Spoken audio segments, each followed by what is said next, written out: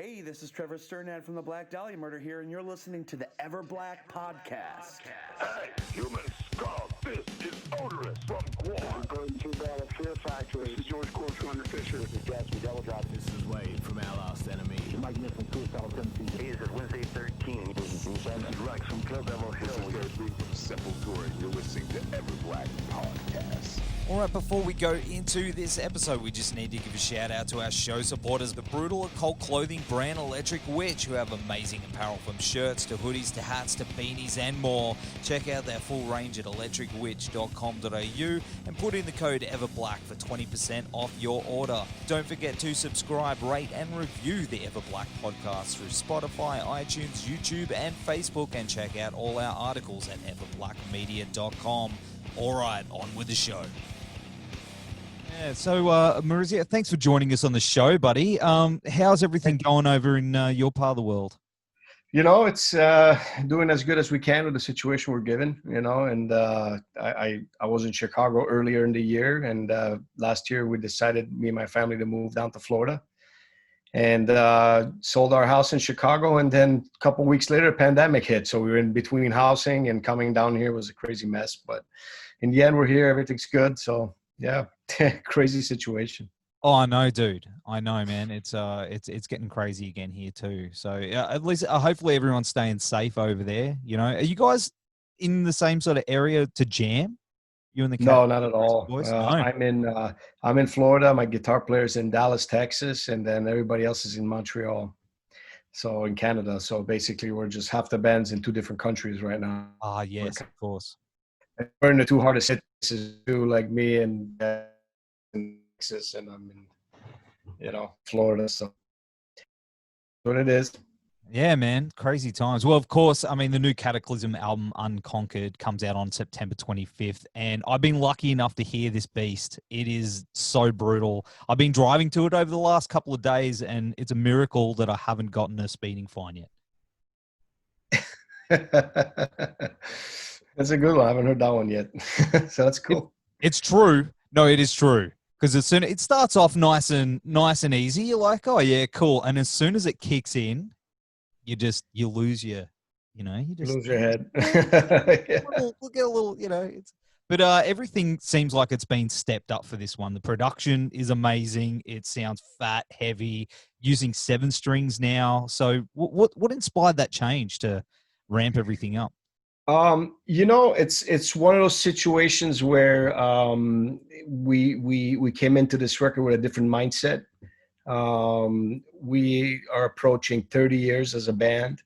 We started when we were high school dudes, you know, and like, you know, 16, 17, we're in high school and we started Kataklysm, and me and JF, and you know, all these years we're still here, strong and still, like, I think relevant in certain things. And then we 29 years now, and so I was like, this is the record, we need to step it up, and we called it Unconquered for that reason, one of the reasons why we called it that. And he said, you know what, if we're gonna make a move, let me make a move on the guitar too, because I'm wanting to go on a 7-string guitar. And that definitely changed some dynamics as far as production is concerned. We also got lucky and got a big producer behind this record, Colin Richardson, which is like an iconic dude, you know. And he came out of retirement to do this record for us. So it's like, he heard the demo tracks. He's like, I got to do this record. And I was like, so basically, it's just the stars aligned on this. And, you know, it's actually funny in a way, because the record label wanted to push this record to 2021. And they were like, this is a strong album. We shouldn't gamble it. Let's put it out. You know, this is what we recommend. But we were like, nah, man, this is a time to release music. This is a time people need it. It's therapeutic. You know, at least we feel it is. And that's how it is for us. And you need a Kataklysm record when it's the, how do you say it? When it's Kataklysm, release Kataklysm. You know? So I was like, you know, it's all messed up out there. And I said, we need to release some music and keep people to, you know, give some people some drive and some encouragement, because we have an underlying positive attitude with our music. You know, Unconquered says it, and that's the point, you know. I think when it drops, it's going to be in a lot of people's top 10. albums of this It's year. it's looking really strong for us right now. We're very happy. The Kill Shot is like dominating radio here, and which is unusual for a death metal band, and it's doing really well. It has this thing that's very catchy about it, this album, and it's just like, and it's still underground, right? It's like the blast beats are crazy, but then you got other elements, and it's very it's a record that I find just gels together really well, like from start to finish. Absolutely. And man, people have only gotten a taste. That's what I said. I feel like lucky that I've heard it, because there's other tracks on this album, man. When people hear it, I don't even give anything away, man. But like, Killshot's awesome, but man, there's some other stuff on here. There's strong tracks on this. Yeah, the next single is going to be Underneath the Scars. That's coming out next month. That's a big one. Yeah, man. Big one. And then, there's Pit Ragers, like Focus to Destroy You, or Total Pit Ragers, and Defiant is like crazy song as well. So I don't know. It's a very varied record. Also, there's stuff that's very pensive, like Icarus Falling, and When It's Over. The last two tracks are very kind of like put you in a different mood. There's piano in there. So we kind of like we really pulled like our guns out, and we said, hey, let's go shooting. You know what I mean? On this album, we were like, we just had this thing in us when we were writing it, that we just, this is the time, we got to do this record now. And it was done in December of last year, finished, and we were hanging on to this record. It was supposed to be out this month, July, everywhere. And then all this shit happened. We were like, what are we going to do? It's like, label was like, let's push it. But in the end, man, this is the time, right? Yeah, so we move forward with it, and I'm happy. We're no regrets. And I think it's actually a right time to release it. People paying attention to it. I agree. Imagine having it that long and sitting on it until next year. Another year, no way. You'd be climbing up the walls, brother. I was already climbing up the walls. I was like, so I mean, we're so bummed out that we had to cancel all our gigs, right now. I'll be doing some open airs in Europe, and everything got pushed, and so we're actually finishing writing a new Ex Deo record right now. So we're in the middle of that. So yeah, so we're keeping busy creatively, just working real hard, for this year. Well, I mean, nothing about it is how aggressive the album is. You seem so pissed off on this thing, not only vocally, but lyrically, it seems like it is more of a personal album, and you absolutely. It's 100%. I don't know. You know what? I haven't stopped in 30 years. Record touring. I mean, it's 14 albums. Do the math. It's like every 2 years almost a record out. I've not stopped. At some point, I deal also with a lot of bands that I manage. I have a company called Hard Impact Music, FLESHGOD Apocalypse, one of my bands, and SepticFlesh, and I have a bunch of other bands I work with.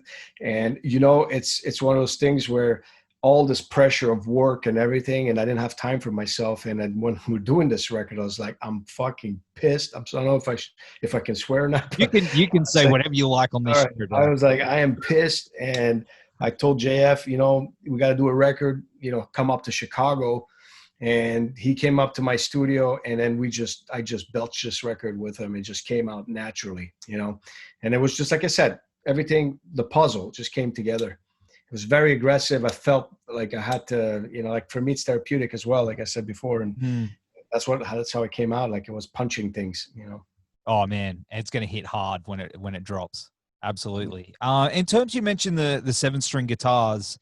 Are you guys going to be using that in future? Are you going to be looking at, translating the older material to the 7 strings?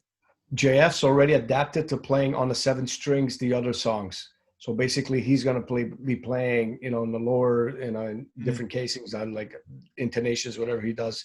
He's going to be playing on the same guitar all the songs, which I thought was crazy. I thought he would just swap guitars every time. That's what I thought too. He's a maniac. So I let him take care of his instrument. The thing that's going to happen now, though, with Kataklysm, we dig this record so much, and after you go in 7 strings, it'll be hard to go down to 6. I think we're going to be going this direction for the rest of the career, probably, most likely. Ex Deo is going to stay on a 6-string, because this way we can balance them out more, more differently, put them in a different category or whatever. But as far as like the band, I just find this sound to be good, you know, like it just fits Yeah. so good with Kataklysm style.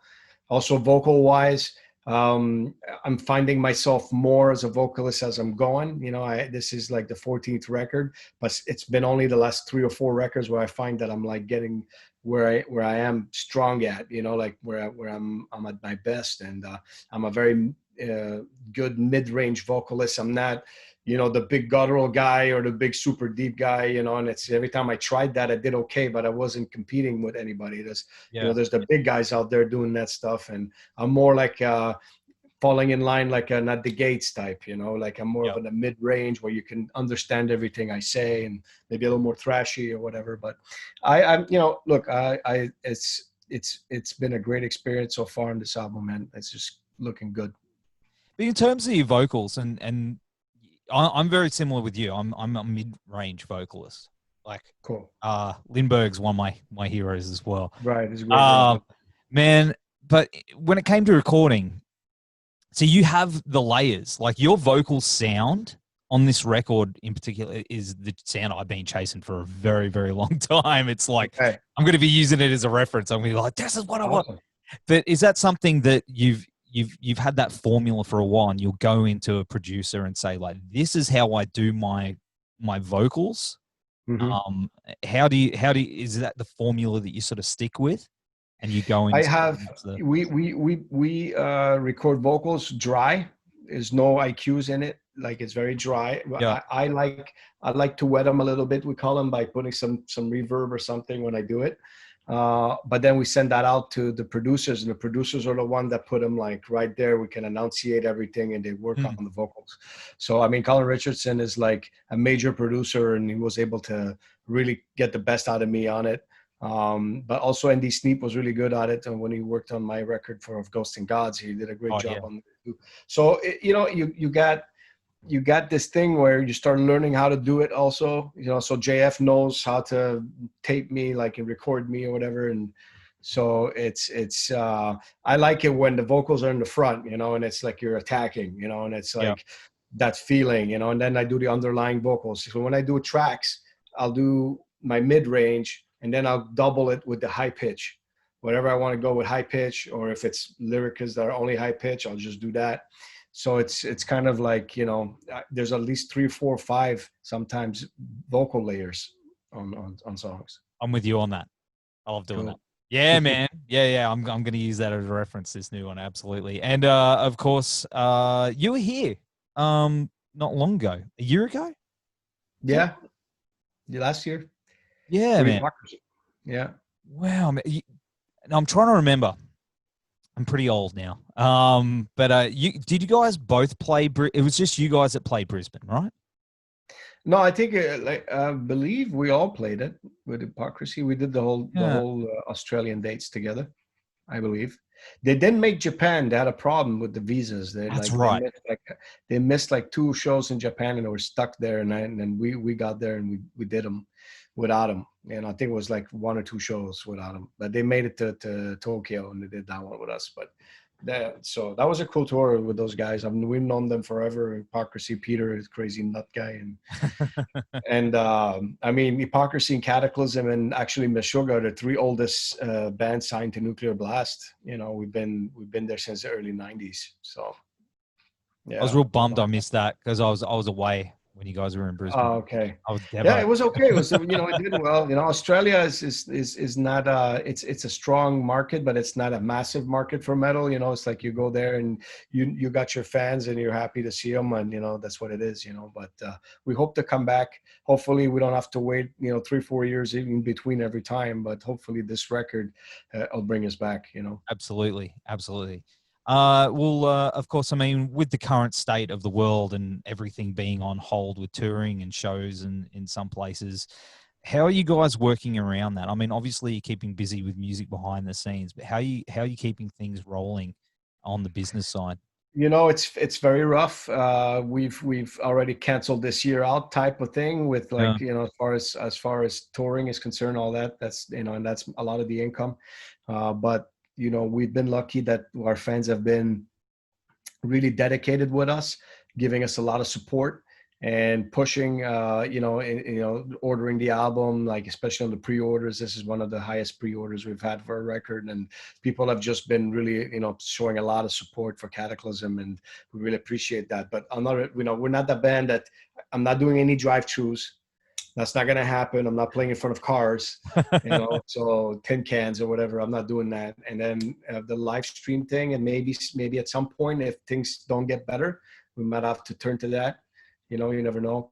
But I know that for me, for example, I'm maybe too old school, and I'd prefer playing with crowds and just doing a show. So, look, this pandemic's here. It's been here before, 100 years ago. Yeah. It's going to go away. You just have to, it'll disappear, or we'll find a cure or something, but we'll live with it. Whatever it is, we're going to get back to normal. Hopefully next year, if everything goes well. And buy some of those Kataklysm masks. Yes, but they're sold out. But you still got hot sauce, right? Yeah, that we sell. Yeah, that does well for us. Yeah, and we're thinking about releasing one for Unconquered as well. So we've been doing it for the last couple of records. Every record we release a new one. So I think we're going to do a new one for this one. What about the beers? Can we get the beers and the hot sauce down here in Australia? Yeah, the beers, no, man. I don't even have them in the US. They're just in Belgium, France, I think the UK. So it's only in Europe that thing. It's very limited and very expensive to ship that stuff. But hot sauces, we ship them to Australia. We have some guys that want them on their Barbies. Yeah. I'm very keen on a scale, because I'm keen to try it. But on a scale between eye-watering and say arse on fire or hallucinating, like Homer Simpson out in the desert.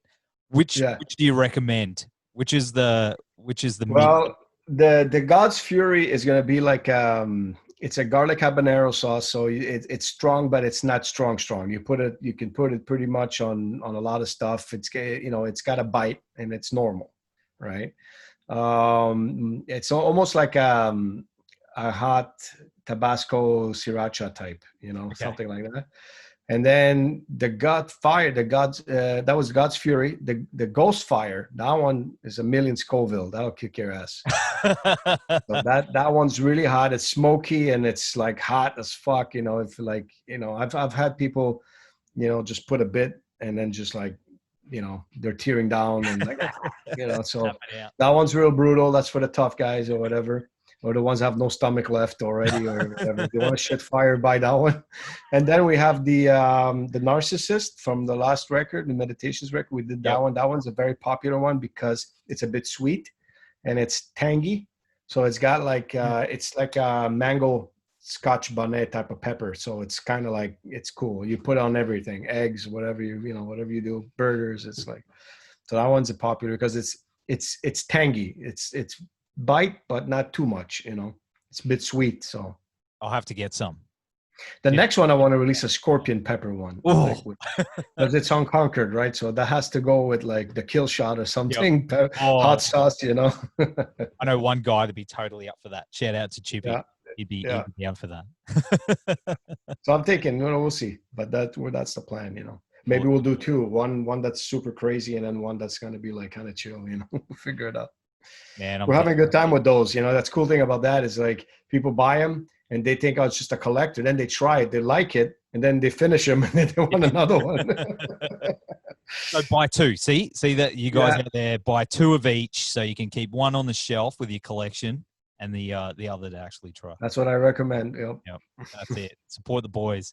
Of course, you mentioned before Ex Deo. You're working on another Ex Deo album as well. Yep. How far along's that one? 3/4 in. We're going to finish probably writing by the end of this month. And then we're looking at entering the studio in September for this album. And the record is really dark and twisted, man. It's like, it's all based on the Emperor Nero. So it's called The 13 Years of Nero. That's going to come out next year. And it's really dark. It has, I have Clemens from Karakangren that's doing all the orchestration on it. So it's very, very twisted. And that guy could write. So it's crazy. Yeah. I look forward to releasing that record. And one of my favorites we've done with Ex Deo, that's for sure. Because we're going to be pushing that more. I'd like to come to Australia with Ex Deo. It would be really cool. That'd be popular, actually. because people like Yeah. that. Yeah, man. Yeah. You recently released a single as well, didn't you? Yeah, just to keep people going a little bit, because with Ex Deo it's not the same as Kataklysm. Kataklysm was like every 2-3 years release a record. Yeah. Ex Deo, like I think it took 5 years to release the Immortal Wars, and then now I think this, because of what's going on, we'll be able to release this next one much shorter gap time. So maybe like it'll be only 2 to 3 years. So like that's kind of a lot fast for Ex Deo, but we wanted to release a track in between, and that's what we did. Yeah. How do you sleep? You don't even sleep, do you? Look at these eyes, man. You just keep going. Or you got a clone, don't you? You got a twin? No, you know how it is, man. It's one of those things where it keeps me alive. If my brain always works, and I feel like if I stop, do nothing, it's fine for a day or two, but after that I start itching. I'm like, I gotta do something. So I keep busy with all that. I'm actually planning on recording a solo album at the end of the year called Invictus. Awesome. And I'm gonna be doing that. It's gonna be a one-time thing. I don't think I'll do more than one record, but it's kind of an autobiography record that I'm gonna do. And I'm gonna do something really special with the fans for that. So that's gonna be probably around the end of the year, early next year, just to get through this year. Put some music out, and then we'll support it all. If we can. That's excellent. That's awesome, man. Well, of course, thanks again for hanging on the show. The brutal as fuck new Kataklysm album, Unconquered, is out on September 25th. My mum's birthday, actually, so I should get her a copy for her birthday, right? You should, yeah. Through Nuclear Blast. She could get angry at you. She's all right. She puts up with me. Good. I'll have as I say, the links will all be down here for all the pre-orders. Support the boys. Until we chat again, bro, take care and stay safe over there, and hopefully we'll see you soon. Awesome. And I want to thank you for taking the time to promote, to push the word out. You're super important right now for all bands, not just Kataklysm, for everybody, because it's a hard time out there, man. And, everything's shut down. So having you out there putting the voice out, this means a lot. So thank you. Thank you to all you Aussie fans out there, and hope to see you guys soon. That means a lot. Thank you, brother. You have a good night, man. You too, brother. Bye. Thank you. Bye.